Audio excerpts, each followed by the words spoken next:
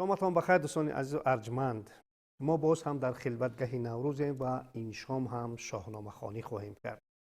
اگر یاد داشته باشید ما در برنامه گذشته درباره بازی شطرنج گفته بودیم و گفتیم که چون هندوها به ملک ایران شطرنج را آوردند، بزرگان ایران در قبال شطرنج یک بازی دیگری آفریدند با نام نرد. و این شام با استاد سعدی مهدی دیرکتوری مؤسسه دولتی اکادمی وسایط اخباری عامه، اون نفری که چگونه که گفتیم سخت شاهنامه خوانی میکنن، ما درباره نرد صحبت خواهیم کرد. خوش آمدید و اینک جلوی صحبت از شما. خیرت افسری شهریاران بود، خیرت زیوری نامداران بود. ببینید یعنی گذشتگان ما، پادشاهانی گذشته ما یک چیز را در نزد خود میگذاشتند، همین خیرت. بله. یعنی خیرت این عقل است. بله. همین خیرت افسر شهریاران است. افسریت میدادن به یعنی بله، افسر یعنی تاج سر شاهان همین خیرت بود. از این نقطه نظر در داستان پیدایش نرد نیز در جای اول همین خیرت و دانش گذاشته شده است. بله بله. یعنی در مقابل شطرنج یا شاهمات امروزه هندوان پیدا شدن یک بازی دیگر، این یک مسابقه یا آزمون خیرت هست. خیرت از طرف هندوها و خیرت از طرف ایرانیان. و شاه کیسرا بسیار نگران است. شاه انوشیروان کیسرا میگن بسیار نگران است که ما آیا در مقابل همین گونه یک بازی ذهنی تفکر عالی انسانیت است شطرنج شاهمات، ما در مقابل همین یک بازی پیدا کردن میتوانیم یا نه؟ نخست ما شرح میدیم معنای نرد را.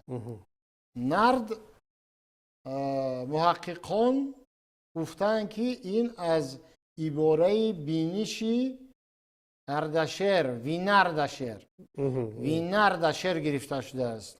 اردشیر اگر پادشاه ایران باشد یعنی بینشی اردشیر، بینردشیر همون قسمت اولش افتیده است، قسمت آخرش افتیده است و نرد باقی مونده است. میگن همین نرد از همین عباره هست. خب و در دوام خواندن داستان ما میبینیم که چگونه مهره ها رو میگوید، تخته رو میگذارد، دانه ها رو میگذارد و میدان حرب را نشان میده. این هم میگوید یک نوع میدان حرب است. ساختن بزرجمهر نرد را و فرستادن نوشین روان او را به هند. یعنی همین عجایبی در این است که بزرجمهر حکیم را به هندوستان با مال و کالا و 2000 شتربار روان میکند. البته اینجا گپ در مسئله باج و خراج میرود. بله بله. که اگر در صورتی همین بازی را کشف کنند هندیا، یعنی باج و خراج دیگر به ایران نمیفرستند و این مال و کالایی که روان میکنند 2000 شتربار اینا میگیرن اونا. از همین نقطه نظر گپ درباره چی هم میرود، یعنی بویگری هم میرود اینجا. بیشد مردی دانا به آرام خویش، یکی تخت پرگار بنهاد پیش. فرو رفت بسیار اندیشه کرد، از اندیشه دل را یکی بیشه کرد. همه خواست تا تازه رای زند، بنوی یکی نغز بازی کند. ایمانند فرزانگان در شگفت، از این کار اندازه نتوان گرفت. نگه کرد جایی که تاریک تر، کزو گردد اندیشه باریک تر. به شطرنج و اندیشه هندوان، نگه کرد و بفزود رنجی روان. خرد با دلی روشن انباز کرد، با افسون و اندیشه بنهاد نرد. دو مهره بفرمود کردن ز عاج، همه پیکری عاج هم رنگی ساج. یعنی دو مهره در همون گردونک ها را در نظر دارد. دو مهره از عاج، استخوان فیل از عاج چی میکنن؟ امروز از تهیه است. بله. یکی رزمگه ساخت شطرنجوار، درویه برا راسته کارزار. از اون طرف لشکر بله بله. صف میکشد. دو لشکر ببخشید بر 8 بحر، همه رزم جویانی گیرنده شهر.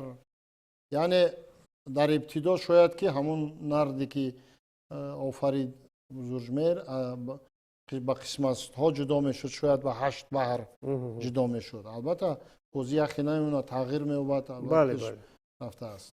حالا زمین تار و لشکر گهی 4 سوی، دو شاهی گران مایه نیک خوی.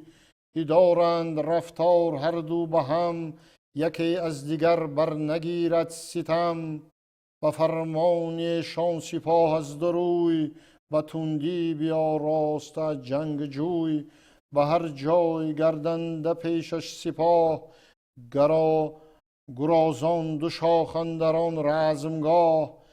همه این بدان آن بدین برگذشت، گه رزمی کوه و گه رزمی دشت. یکی را چو تنها بگیرد 2 تن، ز لشکر بر این 1 تن آید شکن. بدین گونه تا بر کی آید شکن، شدندی سپاه از 2 روی انجمن.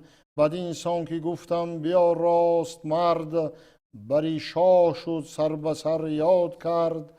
ز نیروی شاهان و جنگی سپاه، بگسترد بنمود یک یک به شاه. دلی شاه ایران از آن خیره ماند، خرد را به اندیشه اندر نشاند. یعنی بزرجمهر به نزد شاه ایران آورد و همین بازی را شرح داد. دلی شاه ایران از آن خیره ماند، خرد را به اندیشه اندر نشاند. از آن رفتنی شاهی برتر منیش، همان بدستایش همان سرزنیش. همه گفت کی مرد روشن روان، جوان بادی و روزگار جوان. بفرمود تا ساربان 2000، بیاورد اشتر بری شهریار. یعنی 2000 ساربان شتربان با شترها آمدند برای بردن بار و کالا. کاروان تهیه کردن، برای بردن بازی نرد و هند. بفرمود تا ساربان 2000، بیاورد اشتر بری شهریار. زیباژه که خیزد ز روم و ز چین، ز هیتال و مکران و ایران زمین. ز گنج شهنشاه کردند بار، بشد کاروان از دری شهریار. چو شد بارهای شتر ساخته، دلی شاه از این کار پرداخته.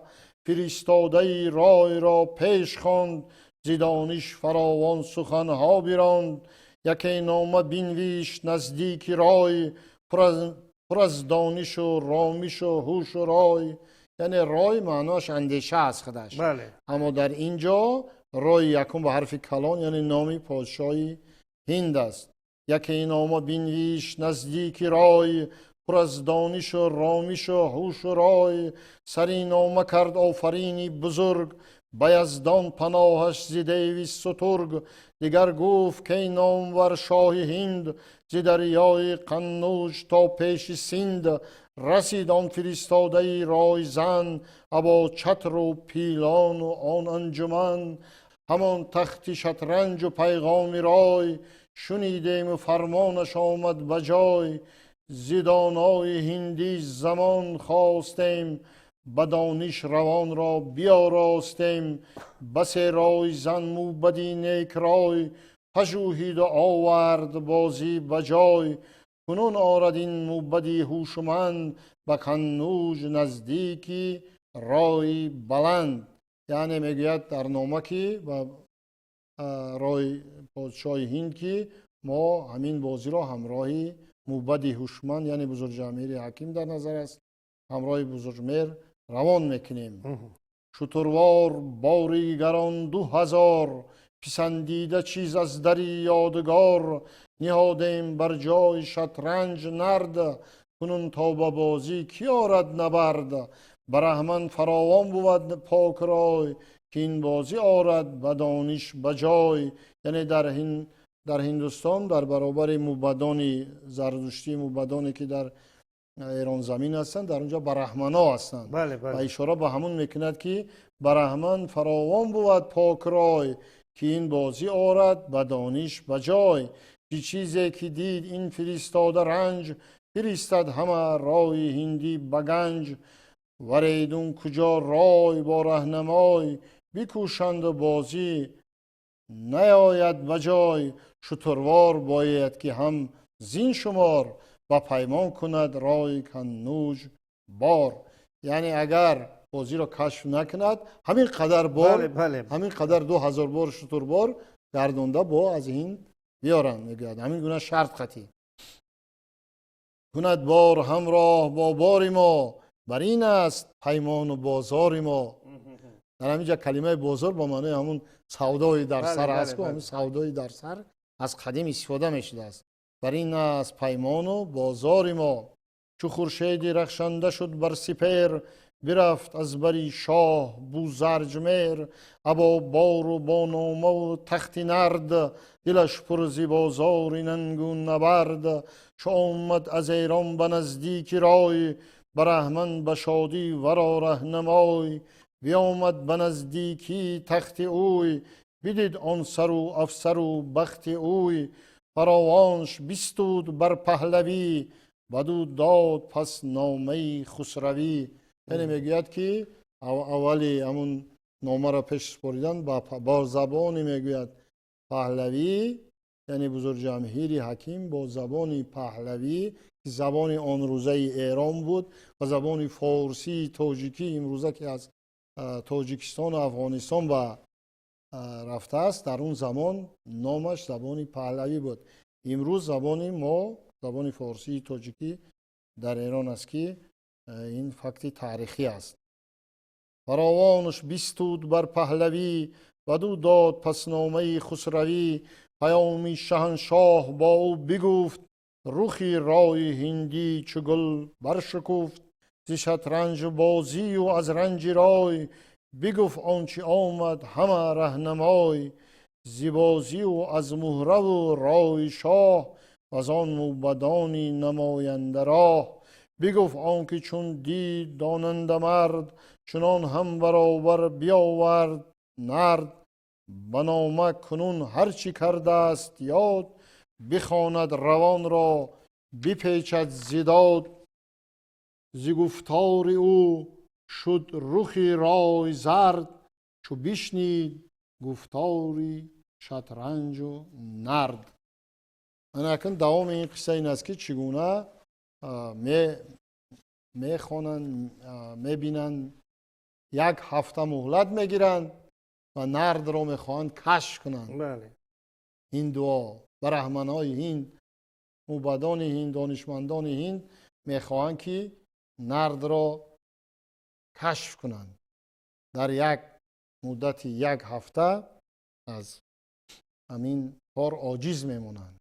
بیامد یکی نامور کدخدای، فرستاده را داد شایسته جای. یکی خورم ایوان بیاراستند، می و رود و رامشگران خواستند. زمان خواست زو نامور 7 روز، برفت آنکه بودش ز دانش فروز. ز کشور دبیرانی شایسته مرد، یکی انجمن کرد و بنهاد نرد. بدین هفته هر کس که بود تیزویر، از آن نامدارانی برنا و پیر. هر کس که تیزهوش بود، یعنی خردمندتر بود، در همین یک هفته اومدن گردی نرد، بازی تخته نرد دور میزدن، نگاه میکردن ولی نمیفهمیدن که این چی بازی است. به یک هفته هر کس که بود تیزویر، از آن نامدارانی برنا و پیر. همه باز جستند بازی نرد، برشک و بنام و بننگ و نبرد. به هشتم چنین گفت موبد برای، که این را نداند کسی سر ز پای.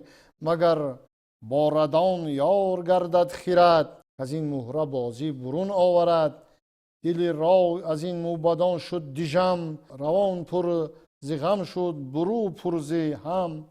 بیامد 9 روز بوزرجمهر، پر از آرزو دل پرآژنگ چهر. که کسری نفرمود ما را درنگ، نباید که گردد دلی شاه تنگ. ببینید دیپلمات سخنرانی را، یعنی کسرا ما را نگو که بسیار بیست تأخیر کنه دیرنگ واژه زیبای دیرنگ اینجا استفاده شده است. ما همه توانیم که در زبان ادبی امروزه واژه دیرنگ را به معنای تأخیر کردن، تأخیر عربی است، استفاده کنیم. سپهدار بینمود و جنگی سپاه، همه رایشی رزم و فرمان شاه. از او خیره شد رای با رای زن، ز کشور همان نامدار انجمن. همه مهتران آفرین خواندند، ورا موبدی پاک دین خواندند. ز هر دانش زو بپرسید رای، همه پاسخ آمد یکایک بجای. خروش برآمد ز دانندگان، ز دانش پژوهان و خوانندگان. که اینت سخنگوی و داننده مرد، نه از بهر بازی و شطرنج و نرد. بیاورد آنگه شتر 2000، همه باژی کنوج کردند بار. یعنی اعتراف کردند، بزرگمهر حکیم را اعتراف کردند و به خیرت ایرانیان احسن خواندند و گفتند ما مغلوب شده حساب میشویم و مثل که اونها 2000 شتربار با روان کرده بودند، 2000 شتربار دیگر علاوه از کنوج هندوستان بار میکنند و به اینها میدین روانه میکنند. بیاورد آنگه شتر 2000، همه باژ کنوج کردند بار. ز عود و ز عنبر ز کافور و ز عود و ز عنبر ز کافور و زر. هم از جامه و هم ز در و گهر. ابا باژی یک سال از پیشگاه، فرستاد یک سر به درگاه شاه. یکی افسر خاص از گنج رای، همان جامه او ز سر تا به پای. بدو داد و چند آفرین کرد نیز، به یارانش بخشید بسیار چیز. شتر 2000 آنگه از پیش برد، ابا باژ و هدیه مر او را سپرد. بگفتان کجا رفت بوزرجمهر، از آن بختی بیدار و مهری سپر. پس آن نامه رای پیروز بخت، بیاورد بنهاد در پیش تخت. بفرمود تا یزدگردی دبیر، بیامد بری شاه دانش پذیر. چون نامه رای هندی بخواند، همه انجمن در شگفتی بماند. هم از دانش و رای بوزرجمهر، هم از بخت سالار خورشید چهر. همه در حیرت ماندن از کار بزرگمهر که با بازی نرد، با غلبه، با غنیمت زیاد برگشت و هم با او آفرین کردند و هم از بخت پادشاه خورشید چهر آفرین خواندند. چنین گفت کسری که یزدان سپاس، که هستی خردمند و یزدان شناس. مهان تاج و تختی مرا بندند، دل و جان به مهری من آگندند. سپاس از خداوند خورشید ماه، کزوی است پیروزی و دستگاه. شگفتی تر از کاری بوزرجمهر، که دانش بدو داد چندین سپهر. بدین داستان بر سخن ساختیم، با تلهند شطرنج پرداختیم. اینجا یعنی میفهموند که ما در مورد شطرنج که این دوها آوردن گفتیم و هم در مورد نرد که بازی ایرانیان است، بازی تاجیکی فارسی است. همین بازی و خوشبختانه امروز در نزد هر خانه شما ببینید، در هر جایی که مثلا جای ورزشی است تخته نرد مانده شده است و مردم با نرد بازی میکنند و این بازی اصلی تاجیکی است. استاد، من در تقویت گفته های شما میخواهم که همین دانه های نرد رو ما شما شرح بدهیم، چون که این بسیار هم یک فلسفه بزرگ دارد. این تخته را در قبال شطرنج بزرگمهر همتون آفریده بود. در پشت هر یک عمل در همین نرد یک فلسفه نهان است. ببینید که مثال چی میگوید. تخته نرد اصولا این دنیا هست. من همین منظوری بزرگمهر که یعنی همین تخته نرد یک دنیا هست. 30 مهره یعنی 30 روز، 30 روزی یک ماه بله. گفته شده است. 30 روزی یک ماه. 24 خانه 24 خانه هست. شما خوب میدونید در نت 24 خانه است. 24 خانه یعنی ساعت یک شبانه روز است. با زندگی ما سخت و امان منظور. خوب 4 قسمت تخته، 4 فصل سال، بله. 4 فصل سال، 12 خانه در هر طرف، 12 خانه در هر طرف، 12 ماه. بله. خوب من اکنون همون گردونک ها، همون به اصطلاح همون زریک ها، این گردونک هایی هستند که تقدیر و قضای الهی است. ببینید کسی نمیداند که مثلا تقدیر و قضای الهی چی است. درست است. مثلا ما نمیدونیم، پیشگویی کردن نمیتونیم. وقتی که میپرتویم نمیدونیم که مثلا 4 و 2 میشود یا 3 و 3 میشود یا 6 و 6 یا 5 و 1. هیچ کس نمیداند. یعنی قضا و قدر الهی است. حرکت مهره ها را میگویند. حرکت مهره ها حرکت انسان در زندگی است. ببینید که همون یک گردش میخورد. مهره ها یک گردش میخورند و زدن و برگشتن، مرگ و زنده شوی یا از نو آغاز شدن کار است. ببینید که همین مهره ها یک گردش میخورند. یعنی که یک گردش زندگی در همین جا در بالای همین مهره نرد یعنی زنگ تفسیر می شود. و اینجا ببینید که باز هر یک همون گردونک خدا شرح دارد که مثلا یک یگانگی خدا هست و مثلا 2 چی است و 3 چی است و مثلا 6 که مثلا خداوند در 6 روز دنیا را آفریده است، مثل که در نوروز هست همین چیزا. یعنی همه اینها نماد نورند و مثلا 4 قطبند، مثلا 4 سوی دنیا هست. یعنی همه اینها باز همین در گردونک هر رقم باز فلسفه خود را دارد. بسیار شما خوب گفتید. زنده باشید. بسیار شرح خوب دادید. فقط یک چیز در همین شرح شما ما اضافه میکنم. یک نام دیگری همین بازی ششدر است. ششدر است. یعنی همون وقت پیش از ختم بازی غالب و مغلوب معین کرده میشد که 6 در محکم کرده شود.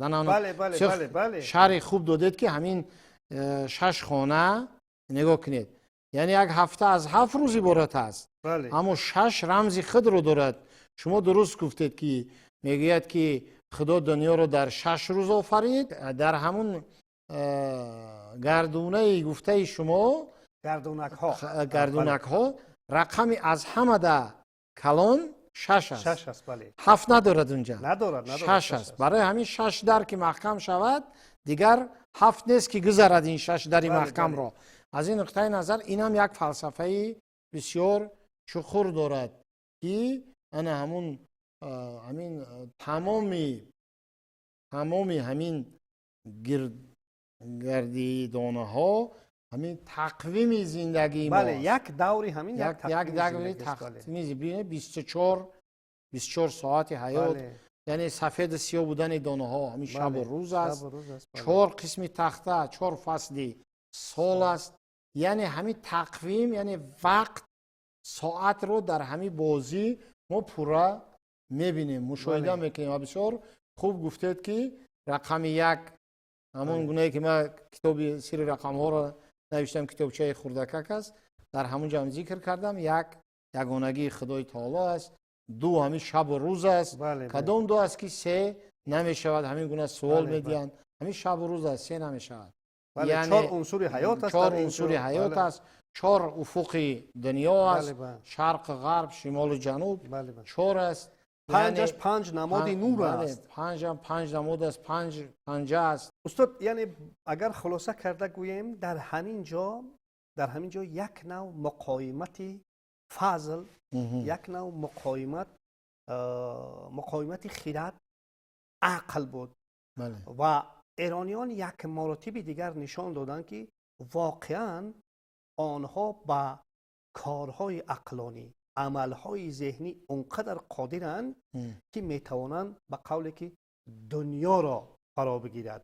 و ببینید که در قبال یک بازی خیلی مرکبی شطرنج اینها چیزی آفریدن که باز هم یک تجهیزاتش مثلا یک گردونکش فلسفه های اینقدر بزرگ دارد. بله. خب بسیار درست قید کردید.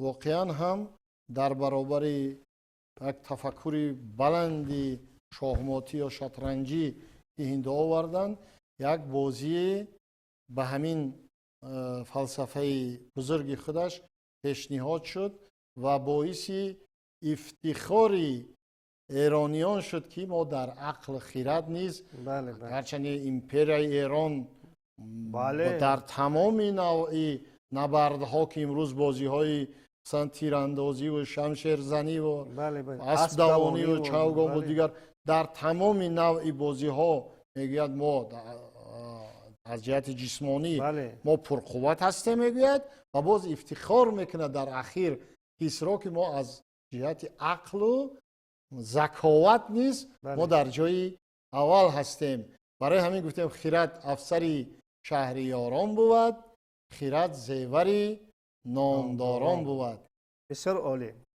از صحبت شما من فکر میکنم که بسیاری از بیننده ها خیلی چیزهای زیادی رو درباره هم شطرنج و هم نرد و البته باز فضیلت والای نیاگان و بزرگان گذشته ما گرفتن. ما در اونجا دیپلماتی والا رو دیدیم که از جانب کسرا مثلا چگونه و بزرگمهر تاکید کردن که مثلا چیکار کنید، خوب مناسبت خیلی خوب و البته فضل و عقل و ادراک خیلی بلند. استاد یک عالم سپاس برای صحبتتون و من فکر میکنم که البته در قرائت‌های آینده ما درباره بازی‌های دیگری که در شاهنامه آمدن البته خواهیم گفت و داستان‌های دیگر و تازه رو البته از زبان شما خواهیم شنید. دوستان عزیز ارجمند، ما یک صحبت داشتیم با استاد سعدی مهدی، دیرکتوری مؤسسه دولتی اکادمی وسایط اخباری عامه، و ما این شام در برنامه خلوتگاه نوروز درباره بازی نرد یک داستانی را قرائت کردیم و گوش به قمار باشید. البته داستان‌های آینده شما را انتظار هستند. عین زمان باشد. با شما در همینجا بدرود میگوییم. خیر.